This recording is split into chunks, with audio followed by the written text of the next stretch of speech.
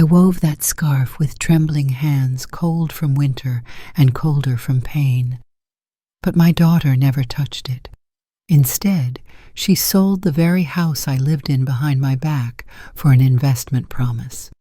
If you think this is just another family story, you're wrong. Subscribe now to catch more films that go straight to the heart. The snow had started early this year. It drifted down in silence, blanketing the trees. The roof, the porch steps of the small log cabin, nestled deep in the woods of Vermont. Wind hissed along the eaves, brushing against the window panes like the soft fingernails of ghosts. Inside, the only sound was the rhythmic creaking of a wooden rocker and the delicate tug of yarn slipping through aged fingers. Iris Moreau sat near the fireplace, wrapped in a shawl of her own making. The flames flickered across her deeply lined face as she worked the knitting needles with methodical ease. Her eyes, gray like the sky outside, watched each loop, each knot. Every stitch told a memory, every loop a name. "I've made hundreds of scarves." Her voice echoed gently into the silence, more to herself than the empty room. "But now they sleep in the cedar chest, just like I do." The fire cracked softly but didn't argue. The scarf she was working on was forest green, edged in a subtle silver border. It was soft, gentle, made of the alpaca yarn she'd saved for something special. But she wasn't sure who this one was for yet. Perhaps no one. Perhaps herself. The mantel above the hearth still held the holiday cards from 2 weeks ago. Claire's thin, impersonal hallmark greeting with a printed signature from Mark, Claire, and Louis. The only handwritten part was hope. "The snow's not too bad, Mom," in Claire's neat, distant cursive. Louis, her grandson, hadn't drawn anything on the envelope this year. Iris paused her knitting, resting the scarf across her lap. A pang moved through her chest. Not quite pain, not quite sadness, more like the residue of warmth long since faded. The grandfather clock chimed 2 o'clock. Outside, the snowfall thickened. Then came the sound of tires crunching over frozen gravel, a car engine cutting out a door slamming shut. She didn't have to look to know who it was. Claire. Iris reached for her cane, not out of necessity but habit, and rose to her feet. She opened the door just as Claire reached the porch. Her daughter wore a long gray coat, stylish and stiff, and held a paper bag in one hand. Her smile was clipped at the corners like it had been ironed into place. "Hi, Mom," Claire said brightly. "I brought your favorite pecan sandies." Iris stepped aside to let her in. "They were Hugh's favorite," she murmured. "I preferred shortbread." Claire either didn't hear or chose not to. She brushed snow from her shoulders and walked in like a guest, scanning the room like she might a hotel lobby. Her heels tapped across the wooden floor. The warmth of the fire didn't seem to reach her. "I saw the weather report," Claire said, placing the bag on the kitchen counter. "It's going to be below 0 tonight." "You sure the generator's still working?" Iris nodded as she returned to her chair. "I test it every Sunday." "You shouldn't have to do that," Claire replied, her voice soft but lined with something else, rehearsed concern. "It's not safe anymore, Mom. You're 70 now." Iris resumed knitting. Her hands moved even when her heart began to tighten. Claire sat across from her. Not on the couch, not beside her, across like an interview. "We've been thinking," Claire continued, smoothing invisible creases from her pants, "about your future." The fire cracked. Iris didn't look up. Claire leaned forward, elbows on knees. "There's this place, just an hour outside Montpelier. It's beautiful, really. Big windows, daily yoga art classes." Iris let the needles still in her lap. "They've got staff on site. In case of emergencies," Claire added. "Mark and I toured it last weekend. Louis came too. He said it looked like a hotel." Iris looked up slowly. "You've been making plans for me." "No, not plans, just exploring options," Claire said quickly. "You're alone up here, Mom. What if something happens? What if you slip again on the back steps?" "I slipped because you hadn't shoveled when you visited," Iris said evenly. Claire's face flushed. "That was a one-time thing." "But it's my one body," Iris replied. "I only get to fall once the wrong way." Claire stood and walked toward the window, looking out into the falling snow. "We're just trying to help. It's not just about safety either. It's about community. You'd be around people. You could teach knitting again, be part of something. "I am part of something," Iris said. "This land, this house, the trees that remember my husband's boots, the stove that remembers how he used to burn the bacon. That's my community." Claire turned her expression tight. "It's a place, Mom, not a life." Silence filled the room like a second snowfall. Iris stared at her daughter, seeing in her face the same lines Hugh had loved. But now they were taut with ambition, with distance. Claire had always been the planner, the arranger, the girl who color-coded her textbooks and mapped out college by 7th grade. But somewhere along the line, Claire had also begun rearranging people, deciding where they fit best. "I'm not senile," Iris said quietly. "I know you think I forget things." Claire opened her mouth to protest, but Iris raised a hand. "I may forget to pay the phone bill on time. I may forget where I left the apple peeler. But I remember the day you got married. You didn't want to wear my veil. Said it smelled old. I remember how you cried when you held Louis for the first time, and how you haven't brought him here in 3 months. Claire's voice cracked. "He's busy with school. He's 7. They both sat in silence again. Outside, a branch cracked under the weight of the snow. A crow cawed, distant and alone. Claire glanced at the clock. "We don't have to decide now," she said, her tone shifting to neutral. "Corporate. Just think about it, okay? I brought the brochure. I'll leave it here." She stood, brushing her coat again. "I'll stop by next week. Maybe I'll bring Louis." "Maybe," Iris echoed. Claire paused at the door, her fingers on the knob. "I love you, Mom. You know that." Iris looked at her daughter. The baby she'd rocked through chickenpox, the teen she'd fought with over curfews. The woman who now spoke to her like a kindly HR rep. "I know you think you do," Iris said, and her voice didn't shake. Claire left without another word. Iris waited for the sound of tires on gravel to fade before she picked up the brochure. It was glossy, smiling old people under autumn leaves, someone playing piano in a lobby. She stared at it for a long time, then set it on the fire. The flames took it slowly, melting plastic sheen, curling corners. Faces disappeared into ash. She picked up her needles again. The scarf was still unfinished, but her decision wasn't. The next night the snow didn't fall. It hung instead, heavy, unmoving, like the sky was holding its breath. The silence outside was complete, like the world had pressed a pillow over its own mouth. But inside Iris Moreau's cabin, the stillness wasn't peace. It was waiting. She stood in the kitchen staring at the teapot that hadn't whistled in 20 minutes.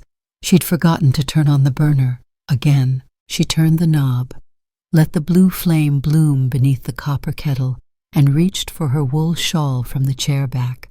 The scarf she'd been knitting yesterday lay curled like a snake on the counter, half-finished, green and silver, a ribbon of memory. She picked it up, intending to resume, but her mind, it wasn't in her hands tonight. There was something crawling under her skin. Claire's visit the day before had left a residue, a faint aftertaste of manipulation she couldn't quite name. The brochure had burned, yes, but her words hadn't. They echoed. "It's about community. You're 70 now. We've been thinking." Iris never liked it when people said "we've been thinking." It was never about what she thought. She walked down the narrow hallway toward the back of the house, passing the old paintings Hugh used to straighten. One was still slightly crooked. She resisted the urge to fix it. As she reached the end of the hall, the closet where she kept Hugh's old boots and some family documents, her foot caught on something. The thick hallway runner had shifted slightly, a bubble in the fabric, just large enough to trip an ankle. She frowned. Iris bent down slowly, her knees groaning with age and cold. Her fingers touched the lump under the rug. Not a fold. Something flat. Paper. She peeled back the edge of the rug. Tucked just beneath it like a secret was a thin manila folder.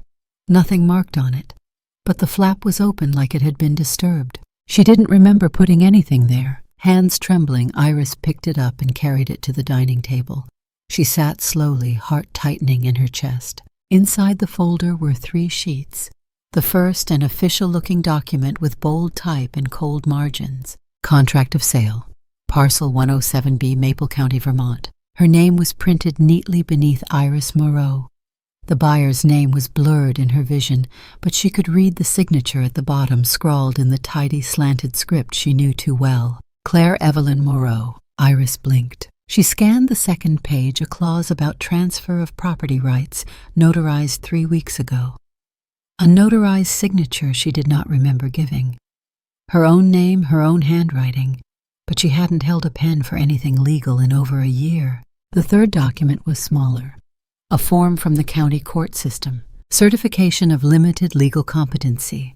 Subject Iris Moreau. She read it once, then again, then once more. The air around her shifted. Her body went cold. There in black and white was the damning claim that Iris, due to episodic cognitive impairment related to aging, was to be placed under limited supervision regarding financial and legal decisions.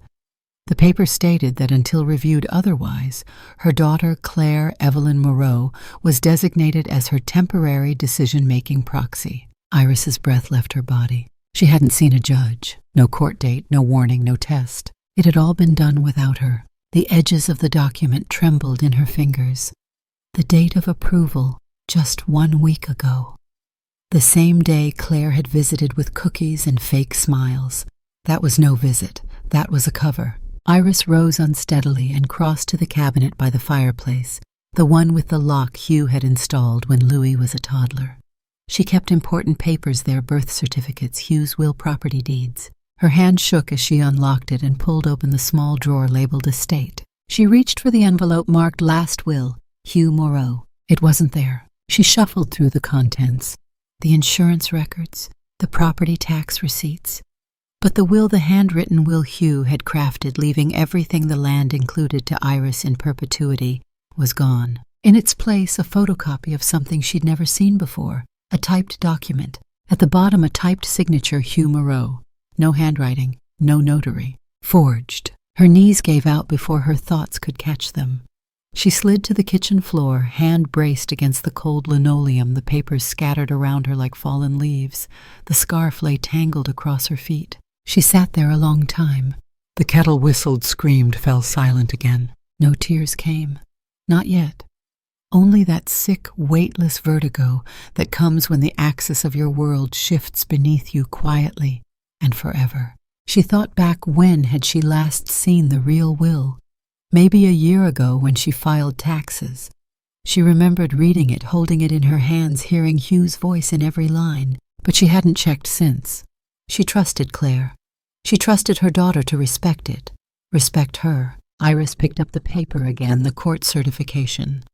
It cited her declining memory, her inconsistent verbal accounts, and noted an incident involving a misplaced kettle on the stove. She laughed short and bitter. One forgotten kettle. That was the evidence they needed to strip her of her autonomy, to turn her into a legal shadow. She pressed her forehead to the kitchen cabinet. She could still smell the cinnamon oil Hugh used to rub into the wood every spring, still see his careful penmanship on old birthday cards tucked in the drawer. The betrayal didn't sting. It burned. She wasn't angry because Claire had taken legal control. She was angry because Claire had planned it. Used the guise of daughterly concern to dismantle her mother's life piece by piece. And she'd hidden it all beneath a rug. Iris stayed on the floor until the fire in the living room burned down to embers. Her mind traced back over the past few months, the carefully worded visits, the offhand questions about memory, the way Claire would glance around the house as if mentally measuring it for sale. Because she had been. This wasn't fear of an aging mother. This was a calculated dismantling of a woman's independence in silence, in secret, using the very tools Iris had placed in her daughter's hands. She glanced at the scarf on the floor. Green, silver, soft, honest. She'd meant to give it to Louis for Christmas. A reminder of warmth, of family, of the hands that still remembered how to make something real. Now she wasn't sure if she would ever see him again. Iris rose to her feet, slowly gathering the papers and placing them back into the folder. She didn't return it beneath the rug. She didn't even put it back in the cabinet. She carried it to the fireplace and placed it on the mantel like a flag planted on conquered ground. Let it sit there, visible, undeniable. Let it haunt the room. She returned to her rocker, picked up the scarf, and began to knit again, not because she wanted to finish it, but because it was the only thing in the room that hadn't betrayed her. The snow returned that evening with vengeance. It didn't fall delicately like before it crashed, relentless and wind-driven, plastering the windows like fists from some invisible world outside. Branches snapped beneath the weight, power lines hummed in distress, and the night turned white with fury. Iris Moreau moved through the house with a quiet, resolute pace. She didn't panic, she didn't cry, she simply packed. She placed an old canvas satchel on the kitchen table, the same one she'd used years ago when she and Hugh would go to farmers' markets and weekend trips to Montpelier. Now it was stiff with disuse, the zipper reluctant, the canvas faded. She folded 2 sweaters, one dark navy with suede elbow patches, one soft cream, handmade, the kind with uneven stitches from the days she was still learning to knit. Beneath them she placed 2 pairs of warm socks, thick leggings, a long-sleeve thermal, her gloves, and her woolen cap with the tassel on top. Then she paused, opened the drawer beside the fridge, and pulled out a photograph. It was bent slightly in the corner, the gloss dulled by time, but the image remained clear. Louis at 3, sitting on her lap beneath the maple tree in the backyard. He wore the red overalls she'd sewn herself and held a half-eaten apple, grinning with his entire face. Her hand was on his chest, holding him close, her face mid-laugh. She slid the photo into the inner pocket of her satchel. Then carefully she took the unfinished scarf from the chair, the one she'd worked on every night for weeks. Forest green, silver trim, light as breath, but warm as a fire. It was for Louis. She had imagined giving it to him this Christmas, imagined his small fingers running across the letters she'd stitched into the edge LM. She wrapped the scarf gently in tissue paper and laid it on top of her clothes like something sacred. Next came her journal, soft leather tied with a single cord. She slid it between the layers. Lastly, she added her address book and a tin of peppermint candies, the kind she always carried in her apron when Louis was around. She zipped the bag slowly.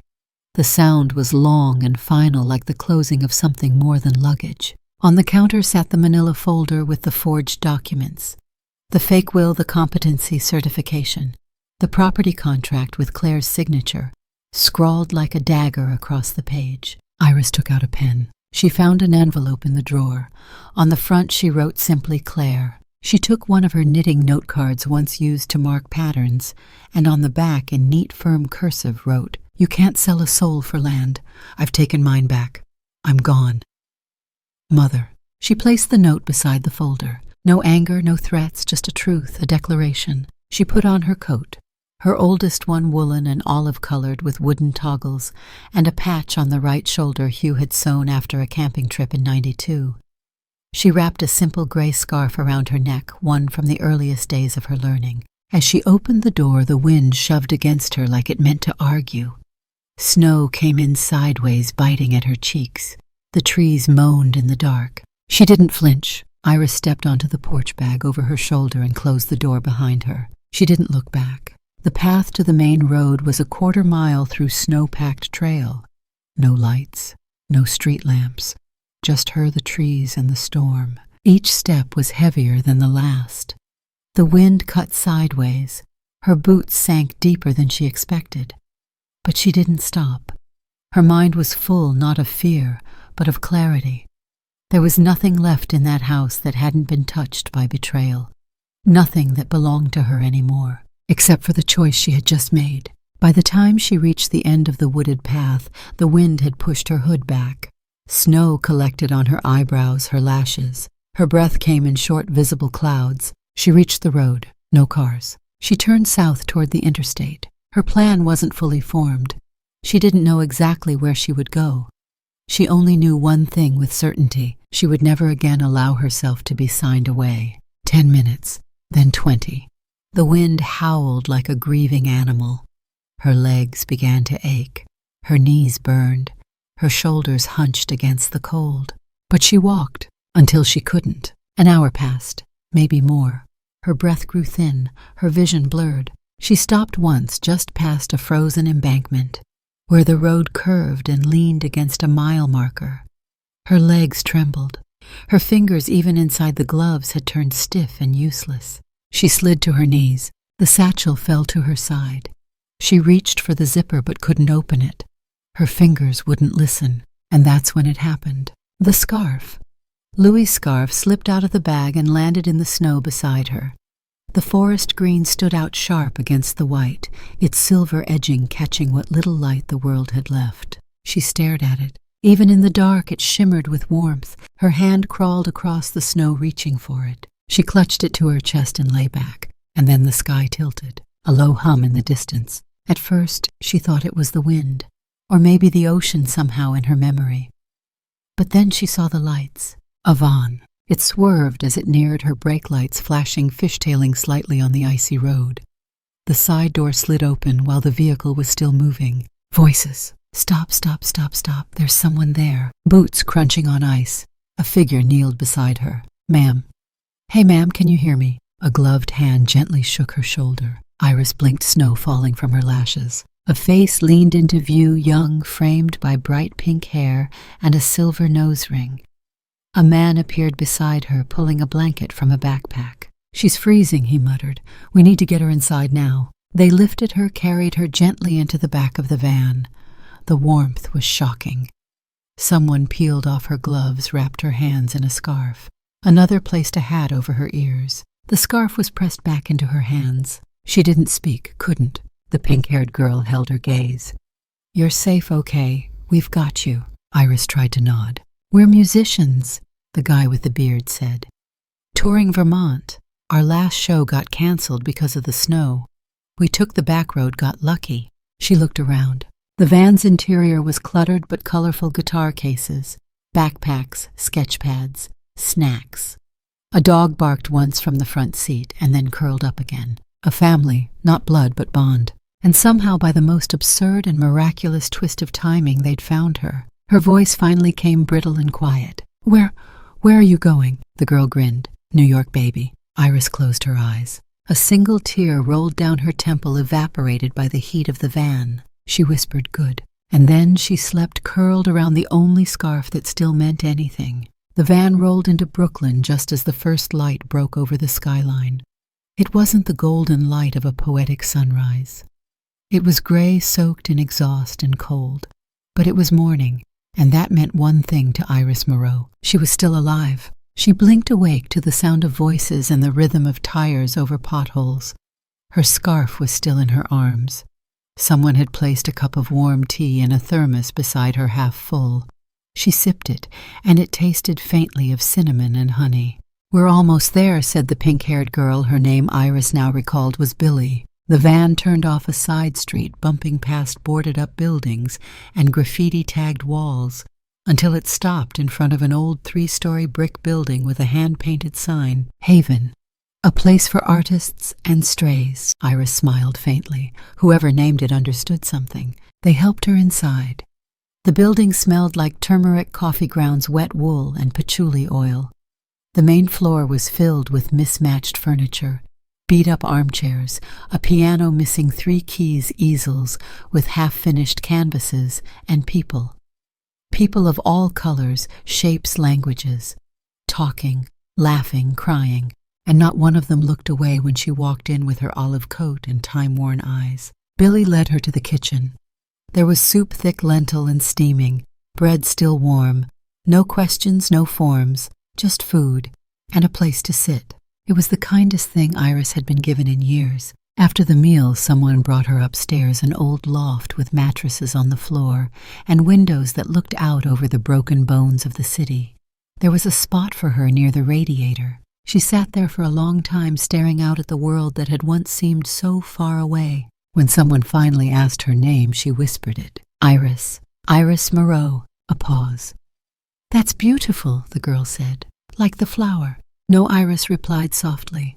Like the part of the eye. She didn't explain. 2 days passed before Iris found the basket of yarn. She stumbled on it in the corner of the lounge beside a crooked bookshelf and a cracked mirror. The yarn was old, tangled, some unraveling, but her fingers ached when she looked at it. She sat down with it quietly like a pianist returning to a dusty grand. And without asking, she began. Her hands remembered. She didn't knit fast, not like she used to. But each stitch held memory, breath rhythm. She didn't use a pattern. She let instinct guide her. The first scarf she finished was sky blue with uneven rows. She folded it and left it on the table near the front door. No note. The next morning it was gone. That night she started another. This one burnt orange and mustard yellow, and so it went. She never announced it, never told anyone. But every night Iris made something, and every morning it disappeared worn around someone's shoulders, tied to a guitar strap bundled in a backpack. Word spread. One evening a young woman with shaved sides and round glasses came to her with tears in her eyes. Did you make this?" she asked, holding a striped scarf in trembling hands. Iris looked at the colors. She nodded. The girl crumbled. "I haven't felt warm since my brother died. I don't know what it is, but this held me all night." Iris didn't know what to say, so she took her hand and said, "You were always meant to be held." On the 5th day, a boy named Theo, part-time guitarist, part-time pizza delivery driver, and full-time dreamer, filmed her from across the room. He didn't ask, just watched quietly as she worked. Then he posted a 30-second clip to TikTok with a simple caption, "The woman who weaves memory into scarves." This is Iris. In the video, Iris sat hunched over her needles in the soft glow of afternoon light. Her fingers worked slowly, rhythmically. Behind her, Billy played a soft, haunting tune on a ukulele.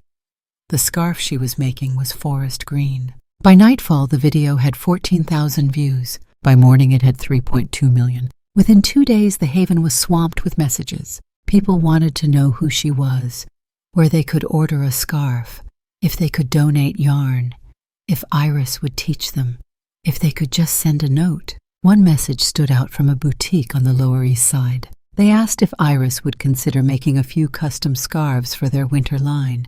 Handmade, no rush, payment in full, and her name on the label. Billy printed the email and handed it to Iris with wide eyes. Iris looked at it, then up at her. "I'm not a business," she said. "No," Billy replied. "You're something better. You're a story." The next week was chaos, in the best way. Yarn arrived in boxes donated by strangers from all over the country. Iris sat in her little corner like a queen on a throne made of color. She didn't respond to the attention, didn't seek it, but she accepted it, because now the knitting had purpose. She began assigning scarves to people she'd met, colors to match sorrow patterns to cradle hope. Each one was personal, intimate, healing. A man named Dell, formerly homeless, formerly alcoholic, currently 3 months sober, asked if she'd teach him. "I need to do something with my hands," he said. "Something that isn't breaking bottles or rolling cigarettes." Iris nodded, and so began her first class. Just 3 of them, Dell, a runaway named Nyla, and a painter named Cruz, who hadn't left the building in 4 months. She taught them from the stool in the kitchen. No handouts, no lectures. Just needles, yarn, and time. They listened, they learned, they made things. Imperfect things, but real. One night after Dell finished his first scarf, a knotted, uneven mess in 3 colors, he cried, "I didn't think I could make anything that didn't end in disaster." Iris took the scarf in her hands. "It's perfect," she said. "It's yours." And then another letter came, from a nonprofit in Manhattan. They'd seen the TikTok. They'd heard about the classes. Would Iris consider hosting a weekly workshop for formerly unhoused individuals recovering from PTSD and depression? Nothing complicated, just stories, scarves, connection. They'd cover supplies, transportation, and a small stipend. Iris stared at the letter a long time. She didn't need money, but she did need meaning. She accepted. And the next week she sat in a circle of 7 souls who had lost their families, their jobs, their homes, but not somehow their hope. She told them, "Every scarf I make is a place to rest your memory. So let's build places where your memories are safe again." One man broke down. A woman named Annie held his hand. In the weeks that followed, their scarves changed. More color, more care, more conversation. Iris never spoke of Vermont, never mentioned the name Claire. But sometimes she would pause mid-stitch, stare out the window at the skyline glowing like embers, and whisper to herself, "You can't sell a soul for land." Or the needles kept clicking, the yarn kept flowing. And one day, as she helped a boy named Malik start his first scarf, she smiled softly and said, "It's funny, isn't it?" "What's funny?" Malik asked. "How sometimes the people who forget you are the reason the world remembers you." He didn't understand. But she wasn't speaking to him. Not really. In Vermont, the snow had melted, but the rot had begun to rise. Claire stood in the center of her mother's living room, now stripped of Iris's quilts, candles, and photographs, and held a glossy brochure between two perfectly manicured fingers.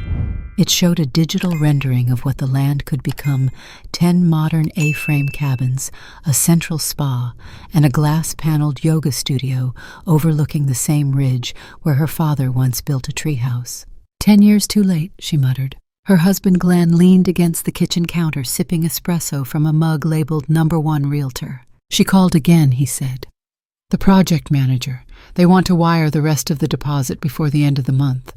You sure the title's clear? Claire shot him a look. It's done. I've got the certified 50% down, Glenn. We're out of this town by spring. He raised an eyebrow. And your mother? Claire's lips thinned. She's being cared for. That was the word she always used, cared for, as if it was a clean clinical term like brushing teeth or scheduling a mammogram. What she didn't say out loud even to Glenn was that Iris hadn't answered her calls for over a week. She assumed the home had taken her phone, or that her mother had finally stopped pretending to be lucid enough to play the victim. Across the street, the curtains barely moved, but Mrs. Edna Walling saw everything. She had lived next door to Iris Moreau for 42 years. She knew the sound of her porch swing in summer, the way her wind chimes called out at dusk, and the exact pattern of light in her kitchen window at dawn. She knew the smell of her lilacs, her habit of humming Debussy while hanging laundry, and that she always left a candle in the windowsill every December 15th, the anniversary of Hugh's death. This year, no candle. Edna had knocked twice, no answer. She knew something wasn't right. So when she spotted Claire on the porch that morning, arms full of binders and smirks, she pulled her coat on, grabbed her cane, and walked across the street with the urgency of someone 2 decades younger. Morning, Edna called from the walkway. Claire turned startled. Oh, Edna. Didn't hear you. How are you? I've been better, Edna said, her eyes sharp.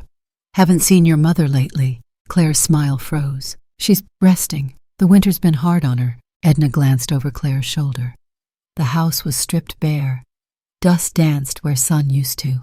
Resting where exactly? Claire hesitated. Just a little facility upstate. She was forgetting things, getting confused. Edna blinked slowly. Funny. She didn't seem confused when I brought her tea last month. She was working on a scarf for your son. Claire's jaw tensed. Well, the doctors disagreed, I see, Edna said, but her voice said something else. Claire turned away. Busy day. Gotta go. Edna's eyes dropped to the folder Claire had tucked under her arm. Something in bold print caught her eye. Property authorization. Moreau tract. By the time she made it back across the street, she had made up her mind. Edna didn't use the internet, but her niece did. By nightfall, she had a name, Nico Tanaka, a second-year law student at Vermont State who volunteered at a pro bono legal advice clinic.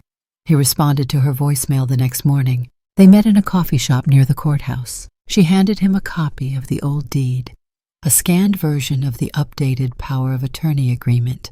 Claire had bragged about filing in advance and a date circled in red ink. November 3rd. She said that's when her mother signed the authorization, Edna said, stirring her tea like a pendulum.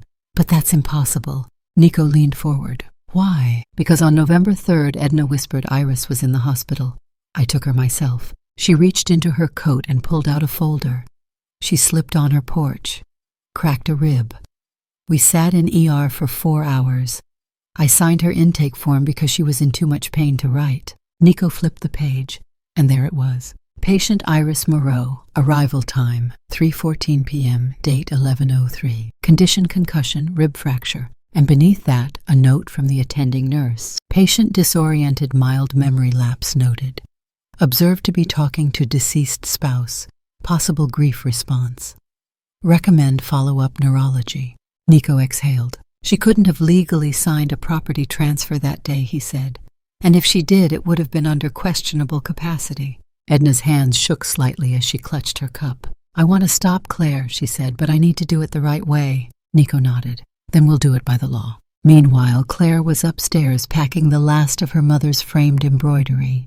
She planned to sell it as vintage artisan textile art on Etsy under a new profile she called Heirloom Spirit 77. In the nightstand drawer, she found a lavender sachet and an old birthday card from Louis Crayon, scrawled with crooked hearts and a single word, Mima. She hesitated, but only for a moment. She dropped the card into the trash bin and continued boxing up the legacy she hadn't earned. Downstairs, her phone buzzed. It was an email from the developers. Claire, we've reviewed the county paperwork. A minor discrepancy in signature date has been flagged. Please confirm with notary. Title transfer may be delayed. Her stomach dropped. She reread it twice, then 3 more times. Outside, a snowflake drifted down and landed on the window glass. Claire didn't notice. She was too busy dialing her lawyer. And for the first time in weeks, she was the one who felt cold. It started with a photograph, a pale hand clutching a crimson woolen scarf embroidered with gold thread that shimmered beneath a window's morning light. A simple caption beneath it read, "Hand-woven, found in Brooklyn. Stitching says LM, a mystery I'm proud to wear. At Threads of Heritage, 246K followers." The scarf was wrapped in careful layers, a beautiful contrast of age and craftsmanship. And yet, like all things authentic, it wasn't perfect. The hem was slightly uneven. The pattern was not from a factory. It was from memory. It had been lived in. It had been held by hands that shook.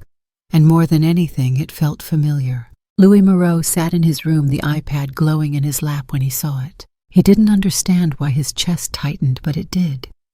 At first, he simply stared. The red, the texture, the tiny, careful embroidery in the lower corner, LM. And then it hit him like cold air. It was his scarf, the one his grandmother made for him last Christmas, the one she'd wrapped around him with both hands and whispered, "So you'll always be warm even when I'm not there." He had forgotten it in her house months ago. Claire told him it was lost, but now here it was, on a stranger's shoulders in New York City. He clicked the username. He read every post. The scarf had been purchased from a fundraiser pop-up at a place called Haven. He clicked again, and that's when the world cracked open. Haven, Brooklyn posted a clip only 3 days prior. A close-up of an elderly woman, gray hair tied up in a bun, thick wool gloves, and sharp, deliberate eyes, sitting in a circle of people. She was laughing. Not loudly, but genuinely. She was teaching them to knit. The caption read, "Iris, former textile artist.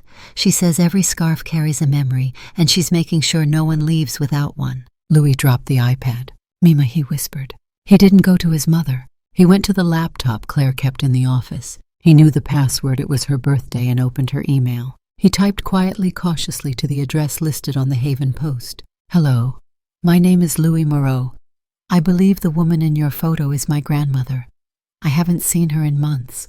Please let me know if she's safe, please." He hit send. He didn't know if it would work, but 10 minutes later a reply came. "She is safe. She is home with us, Billy." Meanwhile, across town, Claire was fielding her 3rd phone call from her realtor when her other line buzzed. "Claire speaking." "Claire Moreau?" the voice asked, rushed and curious. "You're the daughter of the woman from the scarf video, right?" Claire's stomach coiled. Excuse me. "The TikTok your mother's gone viral. 500,000 views and counting. It's everywhere. People are calling her the Scarf Lady of Brooklyn. There's even merch." Claire blinked. "I have to go," she said flatly and hung up. But it didn't end there. Her inbox had exploded. Emails, alerts, pings from her old college roommate, even a message from someone she barely remembered from high school. "Is that your mom? Damn.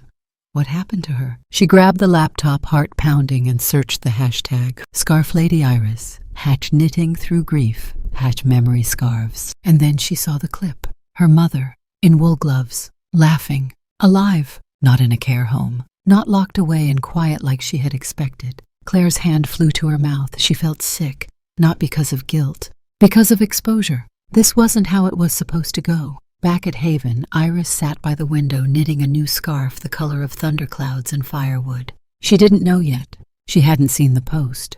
But Billy did. And Billy, beaming like the whole world had just turned upright again, rushed toward her with a phone in her hand. "You have a message," she said, "from a Louis." Iris froze. Her hand stopped mid-stitch. It had been months. No calls, no cards, no birthday video like he always used to send. She had assumed, no, she had forced herself to believe that Louis was too young to understand what had happened.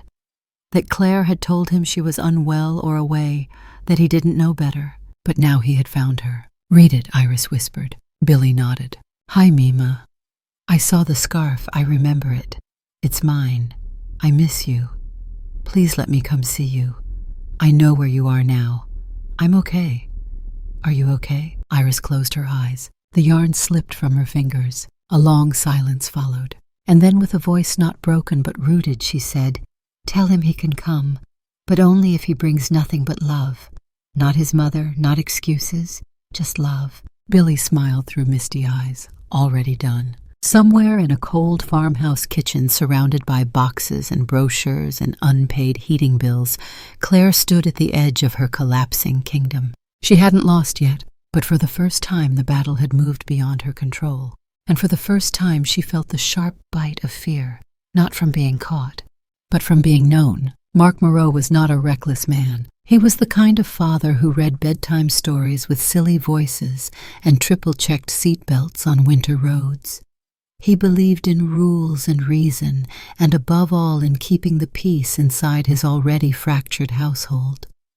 But on this particular Thursday morning, standing in the doorway of Louis's room, holding his son's trembling hand as he whispered, She's not dead, Dad. I found her. Mima's alive. Can we go? He didn't think twice. He didn't tell Claire. He didn't wake her as she lay half-curled on the couch, clutching her phone like a sinking lifeline. He packed a backpack with snacks, 2 bottles of water, and a scarf. The scarf. And then, as the snow started falling soft and slow again in Vermont, Mark and Louis drove 5 hours south into the heart of New York City. Union Square at mid-morning was a hive of movement, the kind of place where nothing held still, not even memory. Buskers played violins with broken strings. Protesters handed out flyers about oceans and forgotten wars. A woman sold candied almonds next to a man sketching strangers with a pencil no longer than his thumb. In the middle of it all, near the statue of George Washington on horseback, a small boy stood gripping the hand of his father, both of them scanning every face. Do you see her? Mark asked gently. Louis shook his head. But then, across the square, emerging from the steps of the subway like a memory in motion, Iris Moreau stepped into the light. She wore no makeup, no heavy coat, just a thick charcoal gray scarf she had woven the night before, and eyes that had stopped expecting miracles a long time ago. Louis didn't wait. He let go of his father's hand and ran. Across the plaza, past a man shouting into a megaphone and a girl doing backflips, he ran with the urgency only a child can possess. And when she saw him, truly saw him, she dropped everything. There, in the middle of the square, in the middle of the noise, he flung himself into her arms, and she wrapped herself around him as if to shield him from the entire spinning world. They didn't say much at first. They just held, longer than most strangers felt comfortable watching, until finally Louis pulled back slightly, tears brimming. I found you, Mima, he whispered, in my scarf. She choked on a breath. You remembered it. I wear it every night, even in summer. Oh, my darling, she whispered, brushing the curls off his forehead. You're the only one who ever saw what was still left of me. Mark stood nearby, his eyes wet, unsure whether to speak or stay silent. But Iris turned to him, her expression 1,000 emotions wrapped in soft grief and stubborn peace. You brought him, she said simply. I couldn't keep him from coming, Mark said. He found you. I just followed. There was a long pause. Then she nodded. Then you're forgiven. They sat on a bench just beyond the fountain with pigeons cooing near their boots. Louis told her everything, how he saw her online, how he messaged Billy, how he hadn't told Claire, how he missed the smell of her yarn and the way she hummed while making tea. Iris listened with her eyes closed, as if engraving every syllable into the space behind her ribs. Then he asked, Will you come home? She didn't answer right away, because the truth was she had found a kind of home again in the quiet rhythm of yarn, in the small joy of helping the broken heal. But another truth deeper and older stirred too. She looked at him. I'll come where you are, she said, but only if I can bring the pieces of me that survived. Louis nodded. I want all the pieces, Mima. Meanwhile, back in Vermont, Claire stood at the kitchen sink staring out at the snowdrifts. Her phone vibrated. A message from an unknown number. She opened it. Your son is with me. He's safe. He found his way back. But not to you, Iris. Claire's knees gave out. The silence in the room felt louder than any scream, because now, for the first time in her life, Claire Moreau understood what it felt like to be left behind. The café was quiet, at least at first. a tucked-away spot in the East Village where the clatter of the subway didn't quite reach and baristas knew to pour without asking questions. Iris chose it deliberately, not for comfort, not for nostalgia, but for neutral ground. She arrived early, wore her old brown coat, the one with the pocket tear she never mended. Her fingers gripped a cup of chamomile tea, still steaming though her hands had gone cold. At exactly 11:02 a.m. the door banged open. Claire stormed in. She didn't take off her sunglasses. She didn't take off her gloves. Her boots slammed with every step until she reached the table and stood towering, furious, uninvited. Iris looked up. "Hello, Claire." "You're alive," Claire spat. "I am. No stroke, no collapse, not even a broken hip." Iris motioned to the empty chair across from her. "Sit." Claire remained standing.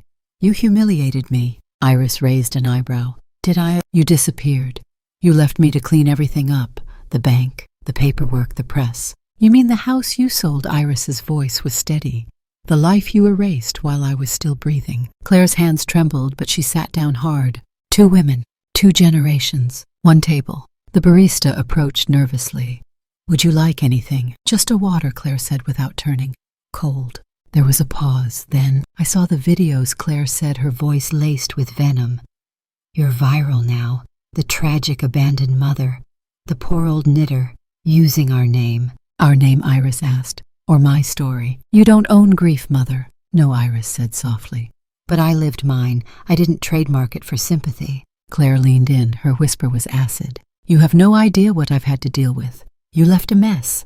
Neighbors asking questions. Real estate deals stalled. That contract was binding. That contract Iris cut in was forged while I was unconscious. You stole my signature, my home, my silence." Claire recoiled as if slapped. "It wasn't like that." "Then how was it?" Claire Iris asked. "Explain to me. How did a daughter sell her mother's home out from under her?" Claire's eyes darted toward the barista, who was now very obviously not cleaning the espresso machine nearby. "I had no choice," Claire hissed. "You were slipping. You forgot things. You were talking to yourself." "I was grieving," Iris said sharply. "But I was still of sound mind, enough to smell betrayal when it entered my kitchen dressed like family." Claire's breath caught. "You want to know why I left, Iris?" asked her voice, rising an octave. "It wasn't the snow or the storm. It was the silence. Yours and that coldness you called love." Claire stood again, but this time her hands weren't trembling, they were clenched. "You want to fight," she said. "I'll file for guardianship. I'll say you're unstable. I'll bring up your isolation." The memory lapses. "I have paperwork." "You had paperwork," Iris said, until the truth went viral. Claire's eyes narrowed. Outside, someone pressed a phone against the cafe window, tapped it twice. Filming. Iris saw it. So did Claire. And suddenly the weight of it, the eyes, the story, the narrative hit her like a flood. "This isn't over," Claire hissed. "It is," Iris said, "because the next chapter won't be written by you." Later that day, the clip surfaced. Elderly woman confronts daughter who tried to sell her house and wins. Within hours, it reached 2 million views. Claire was in the background, face frozen in fury. Iris was clear, calm, centered. Public opinion didn't just shift, it crashed. Claire's inbox exploded with questions, comments, calls for apology. One journalist wrote, "In a time where we talk about family values, the story of Iris Moreau reminds us that some roots rot from within, and healing means cutting loose what once seemed essential." And as the storm of judgment swirled, Iris did something she hadn't done in months. She went home to the truth of her own worth, not waiting for permission, and not asking to be chosen again. It didn't make the evening news, at least not at first. No anchor announced it with dramatic flair. No sirens. No public arrest. It was quieter than that. It started with a single envelope, white, stamped with the seal of the Vermont Department of Justice. Claire opened it at her kitchen table with a trembling hand, while her husband Mark watched from the other room, arms folded, jaw tight. She didn't speak as she read. Her eyes darted over the words. Investigation into falsification of mental competency documents. Conflict of interest. Unauthorized transfer of assets. Formal hearing scheduled. She dropped the paper as if it burned. In Brooklyn, Iris received her own envelope. This one was softer, almost ceremonial. Inside a formal statement from the court overturning the competency filing made in her name, officially restoring her legal autonomy and nullifying the contested real estate transaction. She read it in silence. Then she exhaled slow and deep, like letting go of a breath she had been holding for 5 long winters. For the first time in nearly a year, the land she once called home was no longer up for grabs. It was hers again, or at least hers enough to begin choosing what came next. "I want to stay the summer," Louis said. He was 8 now with shoelaces. He still didn't double knot, and a heart that beat too loudly when he was nervous. But when he looked up at his parents that afternoon and repeated it, "I want to stay with Mima," he sounded older than the room. Claire said nothing. Mark nodded. "You'll come back in August," he said. Louis nodded back. "Write me," Claire said softly. "I will," Louis promised, but he didn't look at her. That same week, Iris cleared out a corner of the community center in Bushwick. She had no flyers, no formal curriculum, no budget.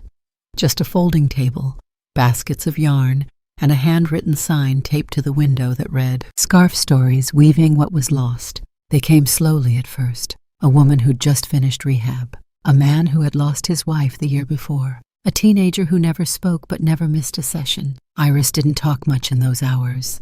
She let the rhythm of the yarn speak louder. Over under loop pull. Mistakes were fine. Tangled threads welcome. Every person got to choose a label for their scarf. A name, a word, a date. Some chose Survivor, others August 3rd. One woman sewed the word Dad into hers, then cried for 20 minutes straight. Louis became her helper. He wound balls of yarn, carried cookies and paper napkins. He didn't ask about Vermont, didn't talk about the past, but every night before bed he wore the red scarf Iris had once woven for him, and then he curled up next to her on the old couch in the shared apartment, his small hand resting against hers. "Do you think scarves remember?" he asked one night. "I think hands do," Iris replied, "and hearts." By the end of the summer, 49 scarves lined the walls of the center, each tagged with the name of its maker, each one a timeline, a testimony, a tether. People came just to look. Others brought cameras, journalists, artists. Someone called it a gallery of the healed. Iris didn't claim ownership. She just stood in the corner most days, tying off new ends. Each one, she said, is a memory pulled tight until it's strong enough to keep you warm again. And though she never said it aloud, Louis knew the tightest scarf of all was the one around her heart, and it had his name stitched inside. The box arrived on a Monday, unmarked, weathered, tied shut with a string the color of faded oak. It was heavier than it looked, and inside, nestled in folds of parchment and memory, was a letter handwritten in the familiar looping script of Edith Merling Iris's neighbor of 32 years. "Dear Iris, I found this in your old attic when the cleaning crew came. I knew immediately it wasn't meant to be thrown away, so I tucked it beneath my own bed until I could find where to send it. I don't know where you are now, but something tells me you've started over. I hope this reminds you of who you've always been. Love, Edith." Iris didn't move at first, just stared at the signature, her hand frozen in midair. Then she opened the lid, and time folded inward. Scarves, dozens of them, wrapped with faded tags and small threads of lavender sachets, smelling faintly of mothballs and pine. Each one bore a stitched name. Some she expected Louis, Claire, Mark. Some hit harder Hugh. Her fingers trembled as she pulled that one out. It was the oldest, a deep navy wool with tiny gold thread woven at the edges. He used to call it his morning coffee scarf because he only wore it on winter mornings when he went out to shovel the porch and made coffee afterward in the old enamel kettle. She pressed it to her face and inhaled, hoping for a trace of him. She didn't find a scent, but she found tears. They came without sound, without tremble. They simply rolled salt through silence. It took her 3 days to go through them all. Some were barely touched, still stiff from storage. Others were worn at the edges, as though once beloved but long forgotten. There was one scarf the color of marigold stitched with "To Claire, age 12, when you stopped asking for hugs." She clutched it to her chest and sat like that until the sky turned dusk. That week Iris made a decision. She reserved space in the same Brooklyn gallery that had once displayed the Scarf Stories collection from the community center. But this time it wasn't about healing others. It was about naming her own seasons. The exhibit opened under the title "The Winters That Remained." Each scarf was labeled not with names, but with the moments they represented. The year Hugh fell off the ladder and laughed. Claire's first snowstorm in boots too big. The last winter all 4 of us drank cocoa by the fire. People came. They walked silently from scarf to scarf as if reading love letters no longer written. They cried. They wrote messages on a wall Iris left blank for that purpose. This made me call my mother. I haven't spoken to my grandmother in 15 years. I'm going to. Meanwhile, back in Vermont, Claire watched the news segment. Her name wasn't mentioned, but her face, once publicized with pride during fundraising for the future resort, was quietly removed from the website of the investment board. The comments on her social media turned from admiration to outrage. How dare you do that to your mother? The woman gave you more than warmth. She gave you history. Unfollowed, disgusted. Within days, she quietly stepped down from the board, citing personal and family matters. But no statement could undo the silence she'd sown. Iris never responded to the noise. She didn't post updates. She didn't gloat. She simply added a final scarf to the exhibit, blood red and bone white, with a silver tag that read, "Some winters are meant to be survived, not shared," and beneath it smaller script, in memory of what should have never been taken for granted. 1 year later, a cream-colored envelope arrived, no return address, only a gold-pressed seal that read, "New York Society for Heritage and Handcraft." Iris held it for a long time before opening it. She'd stopped expecting letters to bring anything but heartache. Inside was an invitation, formal, embossed. It read, "You are cordially invited to accept the inaugural Heritage Weaver Recognition Award, honoring your contribution to the revival of traditional textile arts and community healing in the city of New York." It didn't mention her age. It didn't mention what had been taken from her. It only acknowledged what she had built. The night of the ceremony, the auditorium in Lower Manhattan was packed with faces she did not know. Reporters, artists, students, politicians, and at the edge of the front row, Louis. He was dressed in a small navy blazer and clip-on tie, feet swinging beneath his chair hands, clutching a crumpled sheet of paper. He had insisted on speaking. When the MC introduced him, Louis stood slowly and stepped onto the small stage beside his grandmother. The microphone nearly swallowed his voice at first, but he found it. "My name is Louis Moreau. This is my grandma. She didn't get lost. She wasn't forgotten. She just had to go far enough away to remember who she's always been. She didn't wait for anyone to come find her. She found herself first." A silence fell. Then applause. Not polite, not tepid, but thunderous, like the kind that shakes winter off the bones. When it was her turn, Iris approached the podium slowly. Her posture still carried Vermont in her spine, the snow, the porch rails, the long silences of being misunderstood. But tonight her shoulders were squared, her hair pinned neatly back, and around her neck a scarf unlike any other. Soft gray, simple weave, but embroidered in one clean loop with the initials I.M. Not Iris Moreau, but I, myself. She adjusted the mic, took a long breath, then spoke. "I spent most of my life weaving things for other people. Scarves for birthdays, for holidays, for the cold. I made things so others would feel held. But I never wove anything for myself, not until last spring." She paused, fingers grazing the edge of her scarf. "This scarf isn't meant to keep me warm. It's meant to remind me that I chose me before anyone else ever did." Another silence, then another standing ovation. But Iris didn't stay on stage to soak in the moment. She stepped down, took Louis's hand, and they slipped quietly out a side door. Outside, the city was alive, autumn beginning to give way to winter. Leaves scraped across the sidewalks like stray memories. In the middle of a quiet park nearby, Iris and Louis settled onto a bench beneath a circle of streetlight. From her bag, she pulled out 2 skeins of yarn, soft muted blue, and her old wooden needles. Louis knew the rhythm by now. Loop, pull, tuck. Tonight the scarf was not for her, not for Louis, but for a new boy, a child from the community shelter who had just joined her Sunday class. He didn't speak much. He didn't know who his mother was, but he sat in the corner watching every time she wove. So this scarf, this one, would wait for him. No tag, no name, just warmth and choice, and the echo of a woman who once believed she was no longer needed until she remembered being chosen is not the same as choosing yourself.